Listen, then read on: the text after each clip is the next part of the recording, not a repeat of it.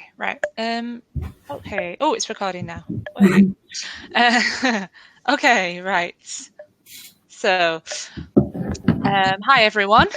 Welcome to the Growing Manchester webinar on setting up a market garden. I'm Emily from a social enterprise, Sow the City, based in Manchester. This webinar is part of a programme we run, which is funded by the NHS called Growing Manchester. Some of the aims of this project are to improve access to sustainable food in Manchester and increase the health and well-being of the wider community. We're actually in week 9 of these Growing Manchester webinars, and we've had a really great response, lots of people attending. We've run webinars on all sorts of different subjects over the past few weeks, growing with kids, beekeeping, keeping chickens, foraging, food poverty mapping, all sorts of things. And this week will be our second webinar run by a growing group involved in the Growing Manchester programme, Plattfields Market Garden. Just before we get into things, I wanted to introduce you to the webinar platform if you haven't attended one of our webinars before. You might want to get a pen and paper, but Joe and Sam have very helpfully put together lots of notes that I can send through afterwards. And I will send you a link to the recorded webinar, which I'll put up on Vimeo, and lots of resources and web links for you to look at. We are running webinars every Friday morning from 10 a.m. I'll also email you the sign-up links for upcoming webinars. Please feel free to share these links with anyone you think may be interested in joining. We are planning on carrying on with webinars, I think, into the near future. So we've just another 3 weeks booked in after this, but I think we will be booking in more webinars following on from that, just carrying on with the Friday morning slot. So there's a chat function on the left where you can make comments and suggestions and ask any questions you come up with throughout the presentation, which we'll come back to at the end, and we'll have a Q&A session with Sam and Joe. You can full screen the presentation. There's a button on the top right hand side of the presentation screen to be able to see everything a bit better. If you have any problems with being able to hear the presentation, I'd recommend first checking your speakers and things and then closing the window and logging back in again, or you can use a different browser. As I said, I'll upload to Vimeo, so if you miss anything, you'll be able to rewatch the presentation again there. The webinar should last about 45 minutes. So I've guest speakers Joe and Sam on today. They'll be talking about how their group has transformed a formerly abandoned bowling green into a productive market garden for growing and selling fruit and vegetables. Before that, I'd just like to give a little bit of context and speak about how we have worked together so far. So Plattfields Market Garden joined Growing Manchester back in 2015, but it wasn't until 2017 when Joe and Sam took over the group that they began to really get involved in the programme and in establishing the group and the site. Joe and cohort have attended many of our Growing Manchester workshops and events and have been active in networking with and supporting other Growing Manchester groups. As they've become larger and more developed, they've also run workshops and corporate volunteering days on and off site with or for Sow the City. They're a unique group in the Growing Manchester programme as one of the larger sites and as they're such a productive and enterprising group. They've a funded blending model, a blended funding model, carrying out events, selling fresh fruit and veg and plants alongside running social and therapeutic horticulture and wellbeing sessions and setting up new growing spaces across the city. They've made use of a redundant bowling green, and this kind of opportunity, could be accessed across the country in council-owned previous nurseries, workyards, underused green space, etc., which can't be maintained by park teams anymore. Taking advantage of large and centrally located spaces like parks can have huge benefits for local people, increasing food production, social integration, education, and in promoting messages about health, food, and diet. There are examples of partnerships between local councils and community food growing groups all across the UK. A great report is Sustain's Food Grown in Parks, which has a roundup of some really varied case studies and lessons learned. Some brilliant local examples to Manchester are Veg in the Park in Oldham, Incredible Edible Prestwich and District in Phillips Park in Bury, and Heaton Park Community Garden. and of course our guest speakers today in Plattfields, South Manchester. So I'd like to pass over to Joe and Sam now, who will tell us more about how their group was established, how they developed the space, their activities, and some tips on creating a viable market garden site. Hello. Hi. Thanks, Emily. That's basically our intro done, so that's good. So I just thought what we'll do is we'll say a little bit about Manchester Urban Diggers, which is the name of our CIC or KIC, and then a little bit of history of how we got to where we are today. And then we'll go into specifically the garden history and what we've learned. So the setup of the organisation, issues that we've come across, growing, planning, and selling tips that we've sort of dealt with along the way. So hopefully it's obviously this is more of a specific to an urban market garden. We have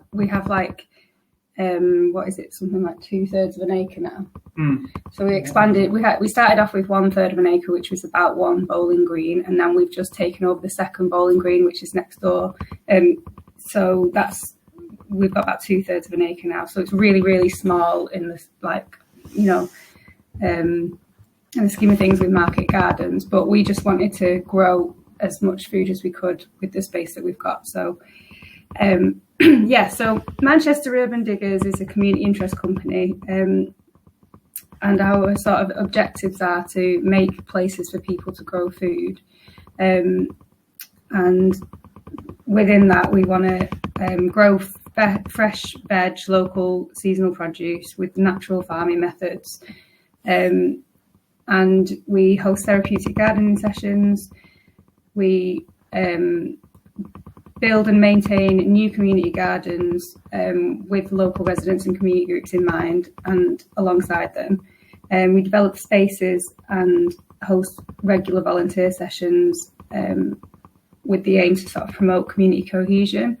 And we promote sustainable local food production and a healthy lifestyle, which sort of comes in hand with gardening, basically.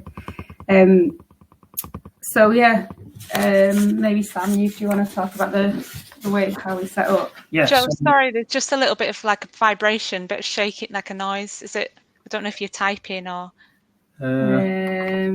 Is it stopped now? Yeah, stop now. Okay, I think it's because we were moving the table. We'll sit very still. Oh, okay. Just sort of catch it before we went any further. Okay. Cool, okay. We started. Well, me and Joe. We got onto this course called Farm Start, which is hosted by the Kindling Trust, and we've put a link on the notes in 2016, and it's a course designed to get people in cities growing. So we had an interest in that, and we got onto that, and after a year. They did we had a few workshops. I just realised we've not clicked on any pictures. Oh yeah. So this is Plattfields Market Garden at the minute, just one half. This is Mike, our other partner in Mud. He's at one of our gardens in the city centre here. And this is one of another wellbeing garden we do up in North Manchester. And this is the new rooftop garden that we're building with the restaurant where the light gets in Stockport. So that's all sort of other stuff we do as Mud, alongside other things that have been put on hold since coronavirus. But so 2016, here we are. Yeah.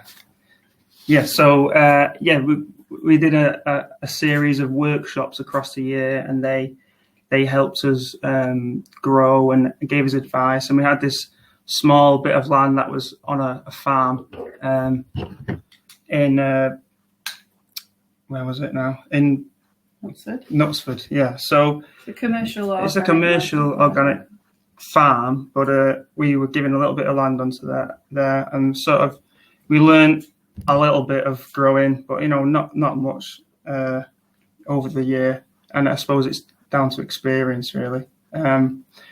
So after a year, we finished that, and a friend of ours, here's a few pictures of that land. But yeah, a friend of ours who had done the Farm Start course previously offered us this bit of land, a disused bowling green on Plattfields Park. We were both working full time, and Joe's a gleaning coordinator. No, not that point. Okay.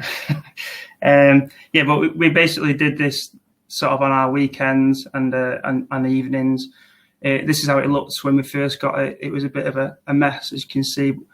We use various sort of methods to get rid of the grass and all that. But so with the help of family and friends and a few volunteers here and there, in 2016 we sort of tried to convert it, and then we met our friend Mike through a volunteer group that Mike ran community youth reparations.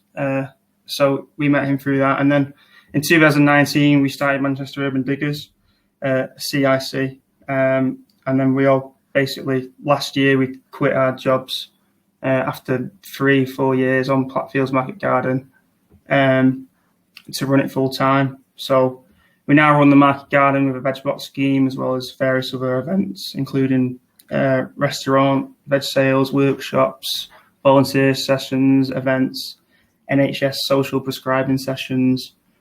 And we get, quite a lot of volunteers every week down. And the market garden is heavily based in community sort of integration and cohesion. So it's not specifically a dedicated market garden. The community side of it does take a large part of it. So that's why we decided to call it a community market garden, not just a market garden.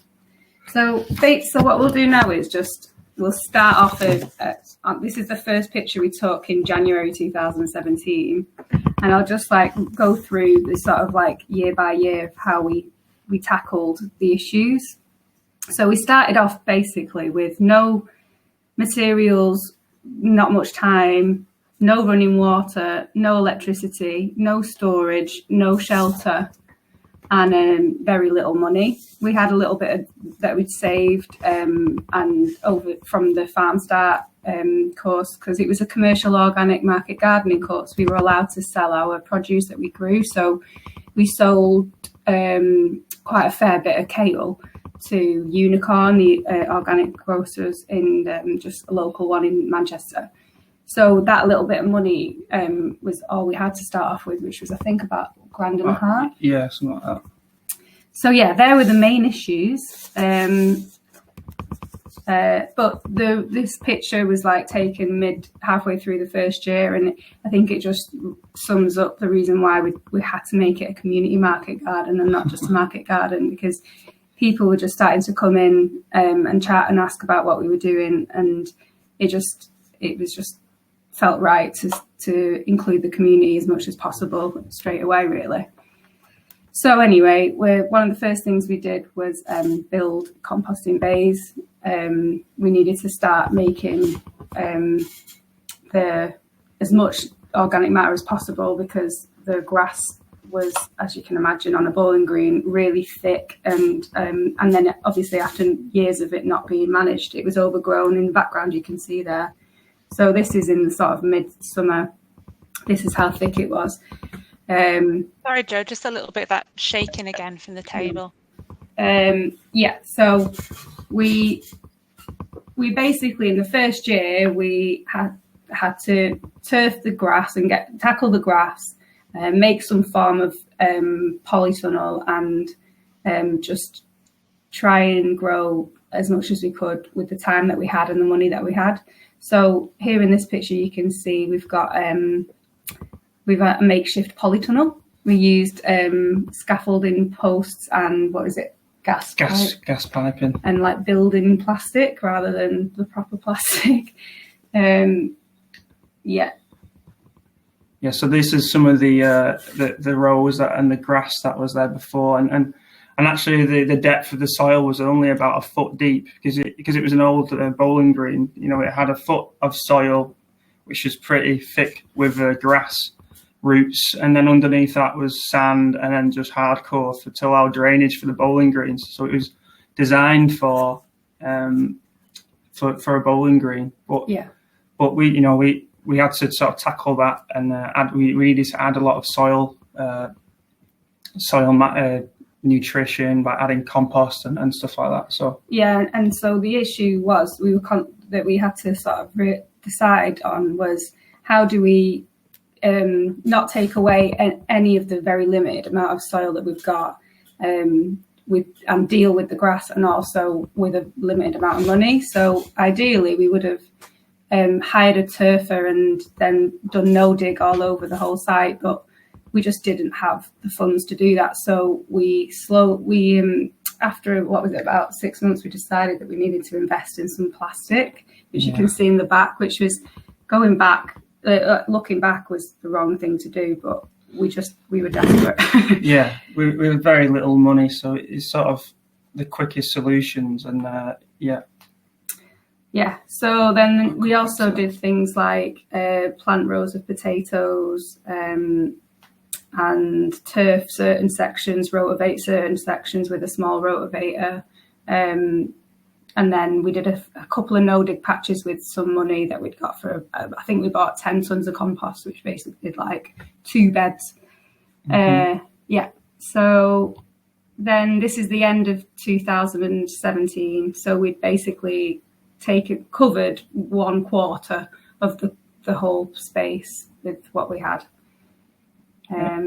Over the course of about the 3 years, we probably spent about £6,000 on different equipment, such as wheelbarrows, spades, hose pipes, topsoil, compost deliveries, wood, and plastic, lawnmowers, trimmers. So there's a lot of equipment that you need to invest in slowly. And that's our own money as well. On top of that, we've been getting small local grants from like housing associations and small grant funders. So that on top of that, and the council and things like that. So that was our own money that we invested like over the space of 3 years. And then on top of that, we got extra funding for other things as well.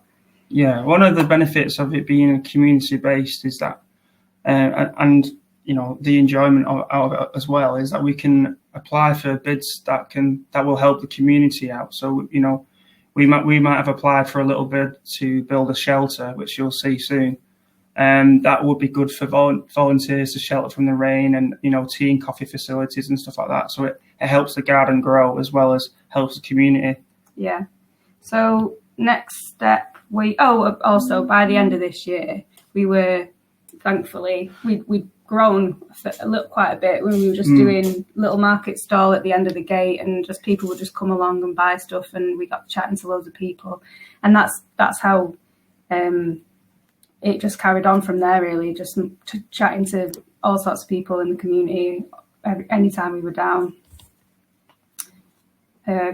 So 2018, I started working. I got a job for feedback as a gleaning coordinator, which worked out pretty well because it was about farming and food and sustainability. The funding was for youth work and getting young people into sustainable food growing. So I based a lot of the work at Plattfields Market Garden, and that's when we met Mike, who worked for Remedy, which is a charity that works with young offenders. So here's some of the guys that used to come down, and they got loads out of it, and we got loads out of it as well, because they like, some of them at least liked a bit of a graft. Mm-hmm. So this is us building a shelter that year. And for the volunteers and for us to get away from and you can see the grass there still. We'd only, at this point, really started cultivating 1/4 to nearly half of the third of an acre. So it is a slow process, and we were still both working full time at this point. It's all just weekends voluntarily. This is Joe. So that was looking pretty happy about how much we'd got in the ground from the second year, I guess. We were still doing the veg stalls and some little veg boxes for passers-by and things. We weren't really promoting it. We were just selling what we had. So that's the end. That was sort of summer 2018. 2019. So this is where it all started really like coming together. We'd been obviously building up a nice team of like local volunteers, and we started gardening club. We got funded by a local housing association to run this Wednesday afternoons, so we got paid to do it, which meant that we could get loads more work done. So everything started really coming together. This also is when Mike started coming down and like whipped us into shape, really. Mm-hmm. He's a designer, so he started working on the therapeutic quarter, which is something that we'd always wanted to do but not had time to do. So he designed the therapeutic quarter, so that's got medicinal herb beds, no-dig beds, hugelkultur beds, and sort of perennial beds. Mm-hmm. And it's you'll see in a bit, but it's a bit more of the sort of like nicer looking area that's not just rows of vegetables basically, but it's still productive and edible. So this is some of the volunteers down at that gardening club, like in the summer last year. There's a little baby hidden amongst the brush there. That's Tilda, Mike's little girl. So this year we started getting loads more groups down. So we were working with the NCS, 16 and 17-year-olds that were working, and we started building an area for a pizza oven and a barbecue, and sort of over there in the background you can see that there's a spiral garden we'll show you in a bit, but basically we got another group in called the Gaskell Garden Project, and they're a permaculture group that we asked to come and help by taking over another quarter. So they do their own stuff, but we all work together, and it's nice. So it's a little kids area that we built for the events and stuff that we'll talk about shortly. And this is another event. So we, as part of the community side of stuff, and also as part of what we'll talk about later, is of the selling and making a bit of funds for the garden, is we put on events and make a little bit of money of that. So this is, one of the events, I think, from a Envirelution Festival. So that's based on Plattfields Park, and people will just come and wander into the garden. So we've got a nice space here next to the therapy garden that people can sort of sit on benches and chat. We call this the Ugly Bug Ball because we wanted to all the kids were making little bug hats, and we had outfits on and stuff, and it's like a bug hunt, and it was all just about increased awareness about biodiversity and bugs. So this is one of the veg boxes. That's sort of the end of 2019. In the corner there, you can see we've started putting up a proper polytunnel and a greenhouse because we got some funding. So this was the start of this year. At the end of last year, we, like Sam mentioned earlier, we left. Me and Mike quit our other jobs and went part-time / full-time doing this because we were getting paid by the NHS to do some food growing workshops across the city as Manchester Urban Diggers, which was basically funding us to continue work at the garden, which wasn't really paying at the time. Also, this was about November as well, so there was no produce or anything to sell. But the idea was that this year was going to be the year that we sort of finally set up our veg box scheme and started the events and things like that properly. This is the greenhouse that I've got full of a few aubergine and chilies and tomatoes there. This is the polytunnel. I think there's a lot of radish in there and lettuce, and that's one of our veg boxes. And there's Mike with a little veg box, and that's us a couple of weekends ago starting off our first veg box scheme. So we launched a 6-month subscription from May to October, end of October, which would be you can have different options to pay, but we're going to talk about the veg box scheme properly in a bit. So basically, that's where we're at today. We're doing some plant sales, And we took over the second side of the bowling green just at the start of the coronavirus outbreak. So the park council basically said, yeah, you can take over the other half. So this is what we've done so far on that. This is like a Three Sisters plot, and we've got some chefs working with us now, so they've got some little plots as well. And this is the spiral garden with the Gaskell Gardening Project have set up. So this is a really nice area. This is the therapeutic quarter. And that's our container that Sam's on the roof trying to fix the guttering.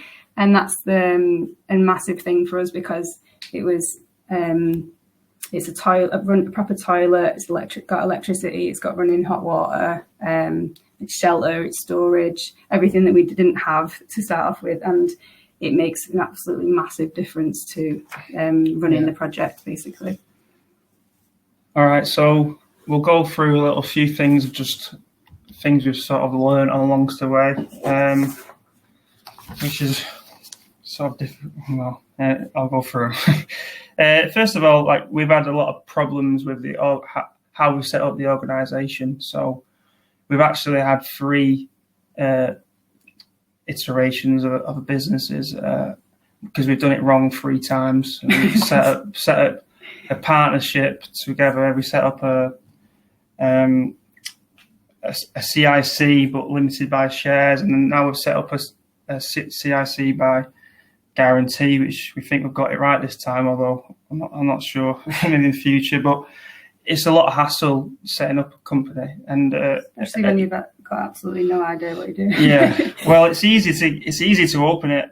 It's easy to open a business, but it's actually really hard to fulfill the obligations of like a director. There's a lot of bits that you need to do, and we've been stung a few times by submitting accounts to Companies House and not submitting it to HMRC and stuff like that. So we've finally bit the bullet and got an accountant, and it has helped a lot, especially just ringing him up for advice on our duties as a business. But we got some advice I've eventually got some advice from some of the local business charity groups that will help out. So in Manchester specifically, it's a company called MAC, Manchester Community Central, and there's in Salford, the Salford CVS. So they have people dedicated to helping you out in those sort of situations. So that's one piece of advice we'd say, and then sort of making it work along the way. From another side, I mean, it is very difficult to make money from selling veg. We've tried to do it for the past 3-4 years, and we've come to the conclusion. Well, I mean, not all doom and gloom, but it's very hard to do it on your own. And the only way that we've come so far is because of help from family and friends and lots and lots of volunteer hours put in. And that's one advantage of being a community market garden, is that we're getting help from the whole community, and people enjoy it and they come down and they have a good time, and it's sustaining a local business and a local CIC. So lots of people do want to get involved, and they've all got something different to bring to the table. So I'd suggest take as much advice as you can from lots of people. People know a lot about growing fruit and veg. I know very little compared to some people. We the reason we set up as a community business is because we enjoy the social aspect as much as the growing. I think some market gardeners can, they spend every waking hour down at the garden, and for us personally, I think that would take away the fun of the actual garden. And we're going down there because we love to be outside and we enjoy doing it, and the social aspect is just as important as the growing aspect for us. And then another thing is, so we needed to diversify our income to make money, basically, and that's why we have to have these events, and have to have these workshops and stuff like that, and educational resources and contracts with the NHS. And I'm not saying that it definitely can't be done, because it can be done. There's projects around the city centre, in the city, such as Gleeblands, that do purely for vegetable sort of market garden, and they do it very successfully. But it's they for the size of plot that we've got, we were never going to make money from the vegetables alone, because of the value of veg, and we just can't compete with the supermarkets. But what we can do is offer like an experience and teach people, and just make a space that doesn't really happen at the minute in Manchester, like veg growing wise anyway. Yeah, it would be nice to have lots of little market gardens similar to ours around city centres. It would help, with the foods in the food system, even if it's a small amount. But it would also, give little volunteer opportunities for people all around cities. So, one of the things I think, if we go into the market gardening tips and stuff in the planning stages, one of the things you have to be wary of is, so basically we plan backwards when we're planning our veg, and we know how much money we need to make in a year. We have 3 people's wage that we have to sustain. So, and we have materials throughout the year. So one good thing to do is to calculate how much you need a month, including winter, and work backwards. So, you'll need to make £1,500 in September or each month.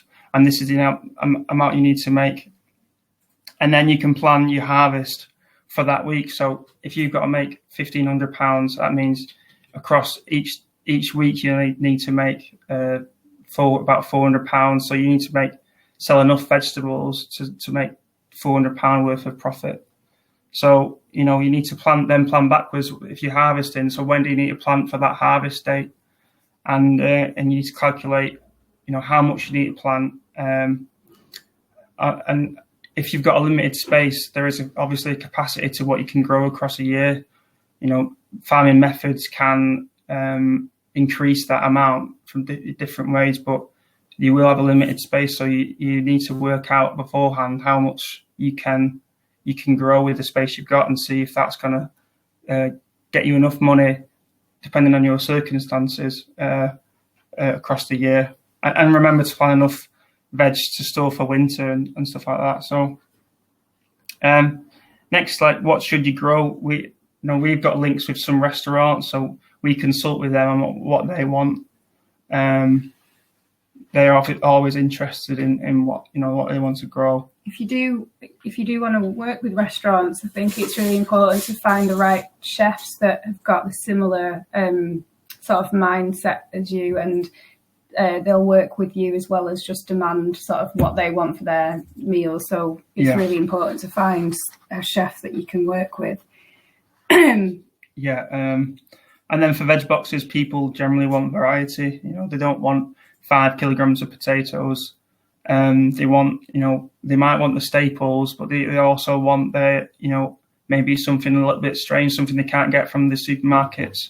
So we try to do a little bit of both, some staples, because people generally want their onions and potatoes and carrots, but they also like what we've got this year, purslane and mizuna and little bits of things that they wouldn't normally get. And also the people that are buying the boxes are really excited about those things. I mean, it's what we can't get from the supermarket, and generally speaking, it's that adds more value. And we can never beat like Sainsbury's or Aldi on potatoes and onions, but we can do with the variety of stuff that we've got. So in terms of growing, there's no point in trying to copy how large farmers works, because they'll beat you. They'll beat you like their game. They've got machines that can do it. They use chemicals and pesticides and whatnot. So you have to adapt. You have to use your flexibility as a market gardener to your advantage. So research small gardening methods that can help you. We examples we use are no dig. A guy called Charles Dowden is really interesting to research about that. Permaculture methods, including the spiral garden we've got on site. companion planting. It's where if you're planting particular, what's an example of that? Well, you can use like things that plants that like deter pests, or you can use vegetables and flowers as bait, like marigolds and nasturtiums and stuff. But and we use cover crops to like improve soil nutrients and stuff, and we do hugel culture beds. But we do a mixture of all of these things because we've always said we're quite experimental. We'll try out anything and any idea just to see what works, and also it's more interesting that way. But it's the space that we've got, and the flexibility we've got. We actually can do that. So now to label your seedlings, we've been stung many times, and it is really important to label your seedlings with a permanent marker, and date your labels and log them. Knowing the germination time and the times of cropping is important for harvesting. If you have got your own records about different sort of plants and varieties, it does make it easier. Add as much sort of organic matter as you can afford. The tastier your plants are, the more likely you'll get repeat buyers. And it is amazing the difference you'll taste between a store-bought and a homegrown lettuce. And it's also like long-term. Just obviously, you probably already know this, but way better for the environment and for the soil and for biodiversity and stuff.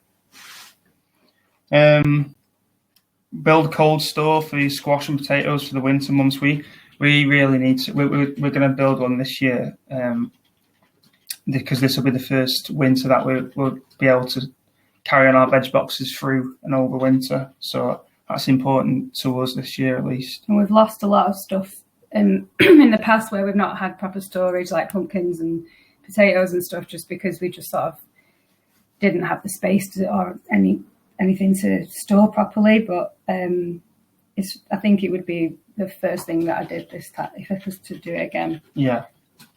Some crops are better returning than others, so you've got to try and weigh, what's the best to come. Obviously, a carrot. If you plant a carrot, you get one carrot. If you plant kale, this is continuously cropped over months, so you get a lot of produce out of it. So you've got to weigh up the costs and the space and stuff like that. So like our favourites are like the loads of varieties of kale, purple sprouting broccoli, or other types of sprouting broccoli, cut and come again lettuce, herbs. Peas and beans are good because they grow, like they've got a long season. You keep on picking them, like things like that, rather than just like one head of broccoli or one head of cauliflower that takes up quite a lot of space. Yeah, I mean, you can do that, but another thing is try not to use plastic to kill weeds. We bought really cheap, flimsy plastic when we were we had no money in the first few years, and it's just ripped up, and it really didn't help. If you're going to use plastic, buy thick, durable stuff that it's gonna last a long time, or even better, use cover crops because it does basically the same things, and these no-dig methods really should stop your weed problems eventually. And then lastly, selling veg actually can be really costly. We did market stalls in different areas in the first few years, and they are great to get to know people, but sometimes you don't make enough money on a market stall to pay your wage for the day, never mind what you put in the past 6 months. You've got to pick your market wisely, and if you are going to go there, it's good you need to be there regularly so people come there and they know that they're going to come and get your veg from you each week or each time you're there. That's why we set up as we tried that out, and we did quite a few stalls, and then end of last year we set up as a CSA, Community Supported Agriculture member. So we got loads of support and advice from them, and then we officially could sort of promote ourselves as like this kind of way to support that, how the community could support us by becoming members and buying a scheme up front, which meant that we didn't have to go to stalls. We could get people to come to us to buy our veg boxes. Yeah, we found Veg Scheme to be like the best way to sell stuff at the moment. We can sell it direct to the consumer. There's no middleman taking a cut out of it. We can do it mostly online. People buy the veggies online through our website, and then we have a system, a process in place where we can just send emails out, and it's all very easy to. If you can get it right, it's very easy to do. We set up originally on the Open Food Network, but then we realised that we could do it through our website. Wix have got like a e-commerce option that you pay yearly for, or something. Is it yearly? Which is a lot cheaper than even the Open Food Network, which is like a really good platform. But if you've got a website, I think I would recommend doing it just yourself, like that. Restaurants are great to try, and if you find a passionate chef that's into you growing and stuff, that's really good to get links with them. You need to go and go to these restaurants though, and with your veg and try and really push it, because they'll generally just default back to where they usually get their veg from, I think. So you need to go and make sure that they know you're there, and until they start coming to you by default. Another way, making a bit of extra money, is processing the veg. Once veg is processed, like into chutneys, chili sauces, preserves, price does go up massively. And if you've got the ability to try and make preserves for your veg gluts, you can make some extra cash. And then we've started this year doing some plant sales, which have gone down really well. Obviously, we're in the middle of a city, so and at the moment, people are really interested in food growing. So people are happy to buy plants for good amounts. And if you've got the space in your polytunnel, your greenhouse to grow extra stuff that you won't be using, definitely take advantage of that. So I just basically, when I ordered the seeds, just sow like way more than you need, and then it doesn't really take up any more time. It's just a little bit more space, and then it's just like a nice bit of extra income that's worked out really well for us. Yeah. Last bit of advice is try not to get overwhelmed. It can feel really daunting, but every year we've just like sort of corrected anything that we've learned from the year before, and just chip away at it. And it's worth it in the end. Yeah. All right. So we'll put like the links to our website up, and you can have a look there as well if you like. And come down and visit whenever. Yeah. Please come down. Right. Okay, thank you. Great, thank you. Well, there's a few questions, Cool. so we can go through a few of them. Thanks so much. That was really some great pictures and some good feedback for all your pictures and things. Everyone's really impressed. That's good. So, question from John, actually, to start us off.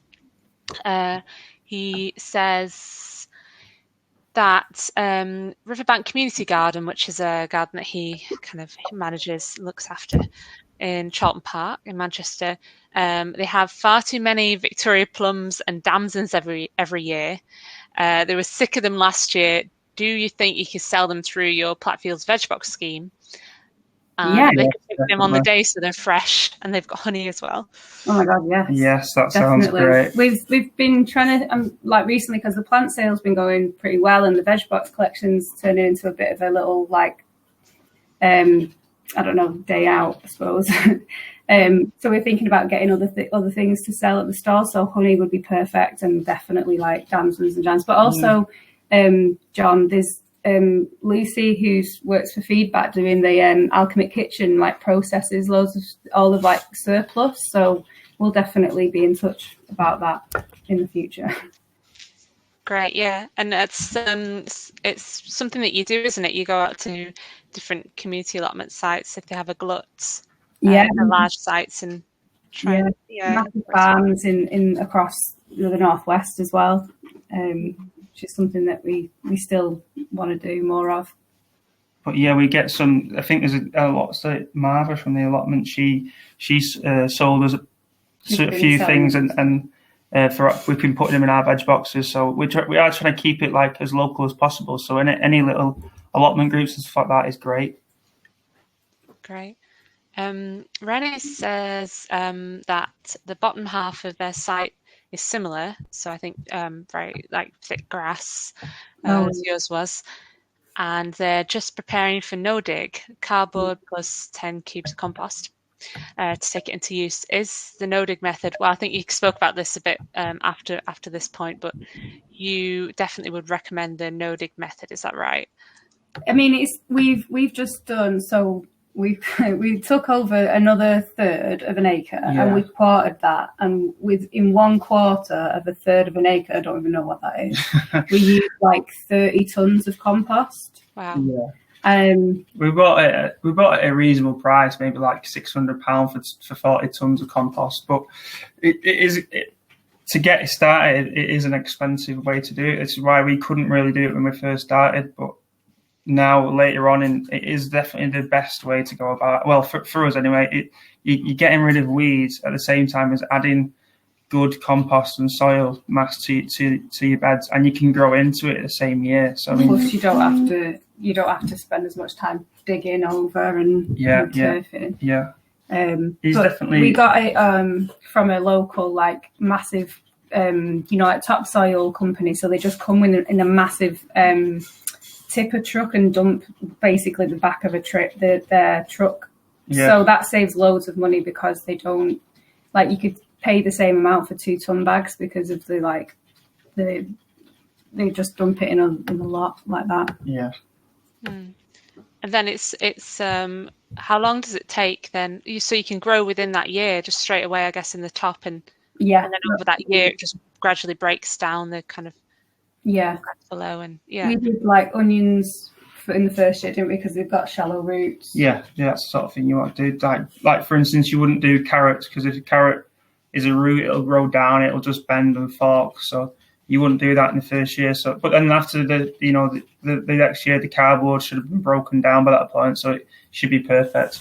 Grasses should be pretty much dead, and you've got a lot more soil mass to plant into. We like mowed it and like rotivated some, like tried to turf it, but then with this new plot that we were just, there was just so much to do, we just thought we'll just go straight onto the grass and see what happens.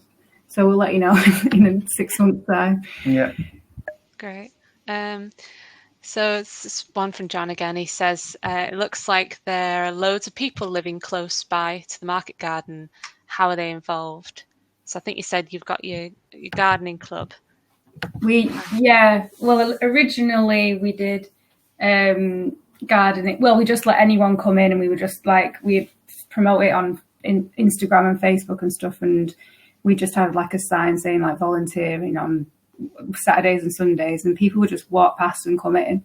And then as it's grown, we started with the gardening club and promoted that across the park, and people would just walk in and join in. And then working with the housing association was good because we got more people, and we worked with approached other community groups. And then we also get a lot of corporate responsibility groups, like workplaces that come and help, which has been really good because they can do like loads in one day. And then like local schools and stuff and colleges have been involved as well. So I think that we want to, this year has obviously been a bit of a shame. We've had to close to the public this year because of, obviously what's been going on. But, next year or maybe later this year, we'll open back up to the public. And, anybody's welcome to come in whenever they want. That's the beauty of it being on the park, is you just get, because it's quite a busy park with lots of events going on, you just get like people wandering around and coming and asking. And we just talk to people through the gate all the time. It's great. I know it sounds a bit like not very thing, but it is literally the way that we meet people and how they find out about us, because they just ask questions. Yeah, cool. Okay, thanks. So Rennie, another question. She says she's interested to understand what the price points are, as often these schemes are only accessible to middle class people. I know you told me that that so much money and time and effort goes into one vegetable. Mm. But sometimes those prices have to be reflected if you can't do something on such a large scale. Yeah, so to begin with, we used to just give a lot of the veg away to volunteers. So when they'd help out, we just like let them take home veg and stuff.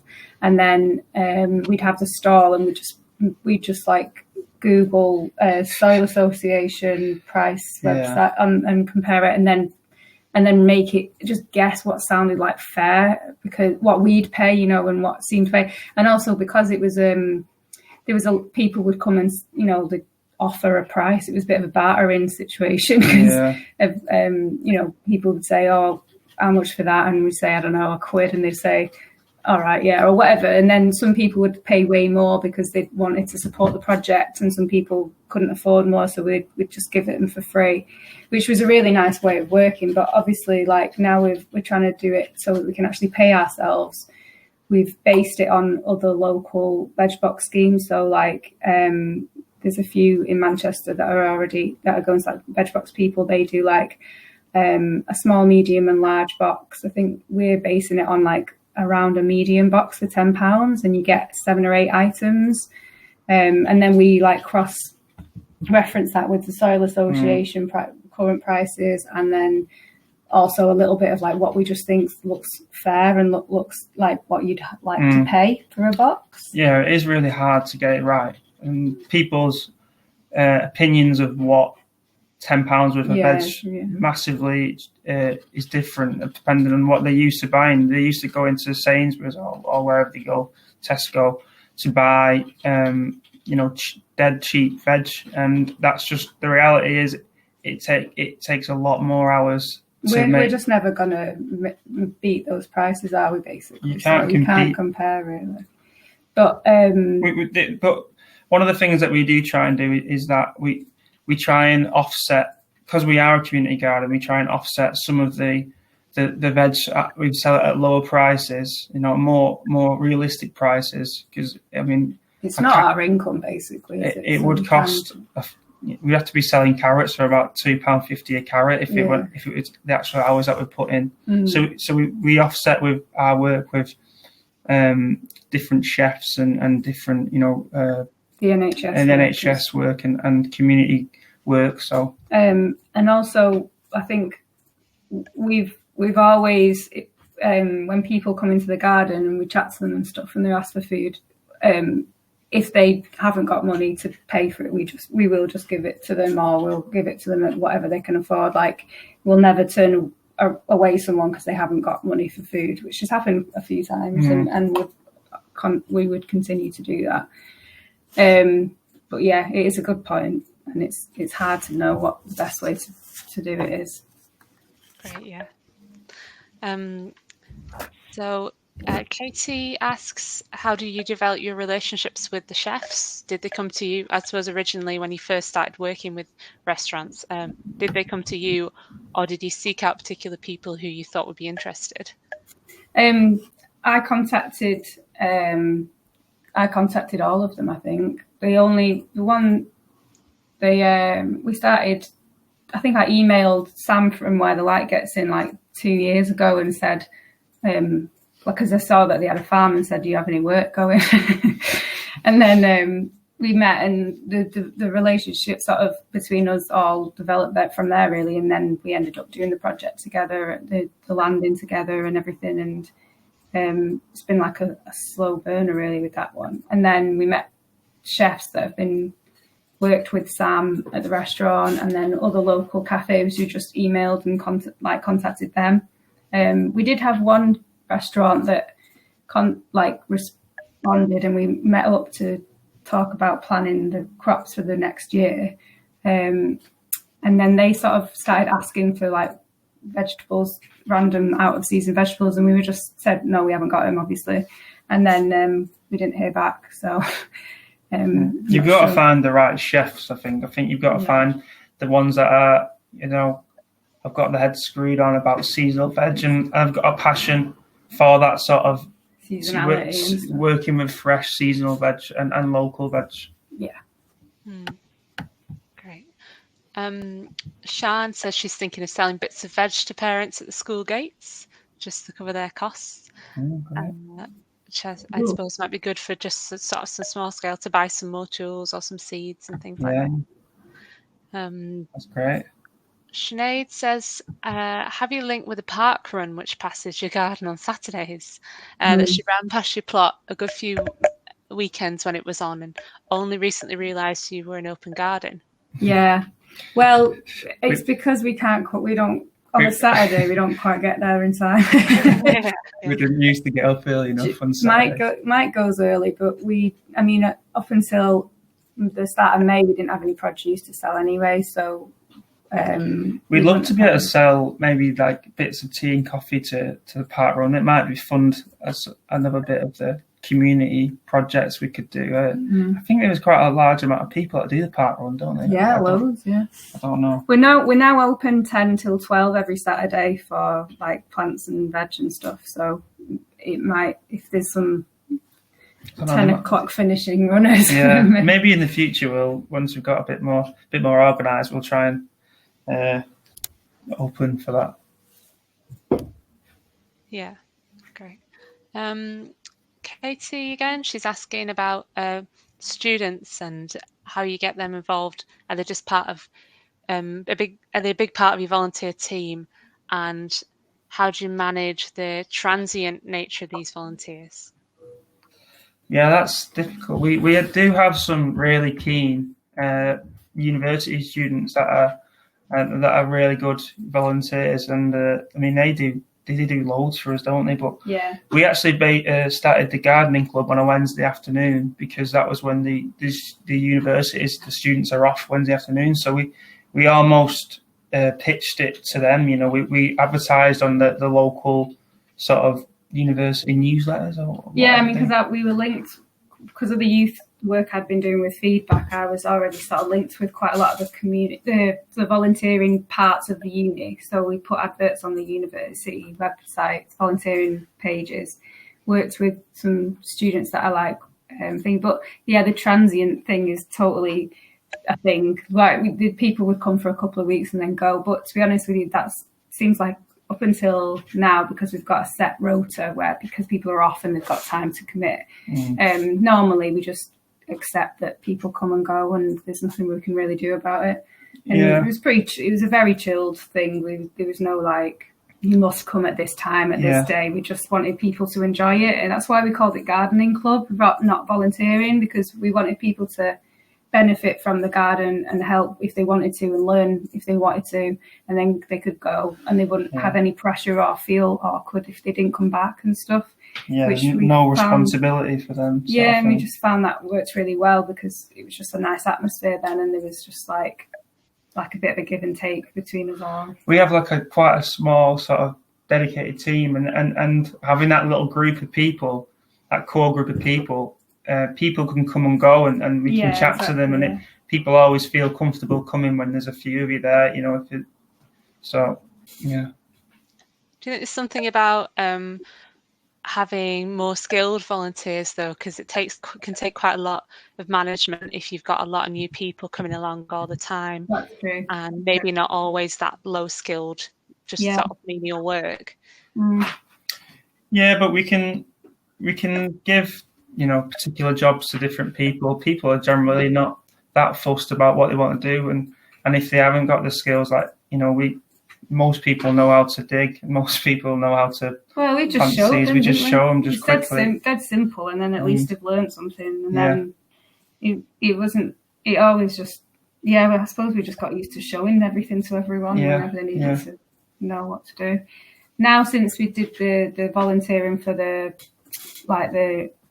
in lockdown, we specifically advertised for, and we've never done this before, and it was quite a big decision to make, but basically we said you need to have some garden experience, you need to commit to one day or afternoon or morning every week, and you can have time off obviously, but and that you have to be relatively fit and healthy and stuff like that, which we would never have done normally.